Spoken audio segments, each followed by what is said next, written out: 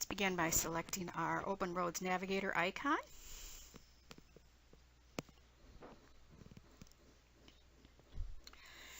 You can see that when it finished loading and extracting, it went into the iModel index, and we have a couple of things to point out here. First of all, you can see each one of the thumbnails, and these are the saved views that came out of my file. And you can see, of course, that we've got, again, some of our legacy data, such as the intersection view. We can see our corridor modeler. We can see our transparency view. We can see our cross sections, and then we also have one of the entire project. We can also see our documents. If we click on documents, you can see here that we've got some PDFs that have our geometry reports. We also have some product documentation that's in a Word doc file, and we also have an Excel spreadsheet. And each one of these will open with the appropriate reader on the mobile device. So for example, we can go ahead and open up the scenario summary, which is part of our drainage, and you can see that it opened up the file for us. We can view as needed. We can go back to our, and it tells us up at the top here, we've got 6 views and 6 documents attached. Okay. All right, we can go ahead and back to our views, and let's go ahead and take a look at, we can start with our project. Of course, we have these standard window in, out hand gestures that are very typical. We also have the rotate, and you can see that as I go to an isometric view that we have our project information up at the appropriate level, and our 2D information is there, but it's assigned a 0 elevation. Our save views, which is the first one.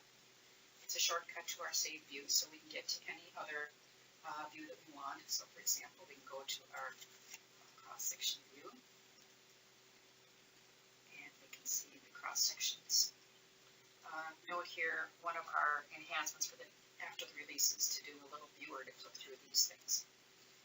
And these are the cross sections that were created in Open Roads. We can also go to levels and displays. Okay, so we have a choice between levels, models, and feature definitions, which is of course a simple feature, and anything in blue is turned on. It's not, is turned off. Select an alignment line. And here we can see that the station reflects what is from our horizontal geometry.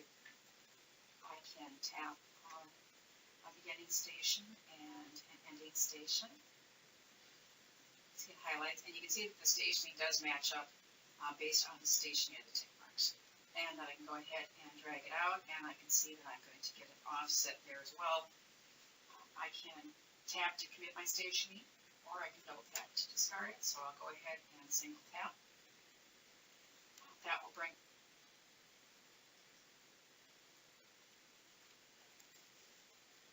and in this case we can see that it's geometry, we've got the feature, we've got the stationing information all listed coming from our civil information. If we, for example, select a pipe, or in this case a manhole, we can go ahead and we can see the information that's listed about it. It comes out of storm sewer, hydraulic information, elevations, more than we probably ever want to know about it. And we can do the same thing, for example, if we grab onto the pipe, it will change over to give us our link information, or we can grab onto a piece of our corridor modeler, and now you can see it gives us the corridor information, design, stage, features, and component layers. Our incident report or our punch list. So I can go ahead and I can click on the plus, and in this case my subject attachment. So I can do a screenshot, I can take a photo. So let's go ahead, and now you can see that we can go ahead and add in text. We can do freeform, and then once we're done, we can go ahead, click on the plus, and say that that's the one we want. Okay. And we can just put a note in there that it was complete as designed, no changes made.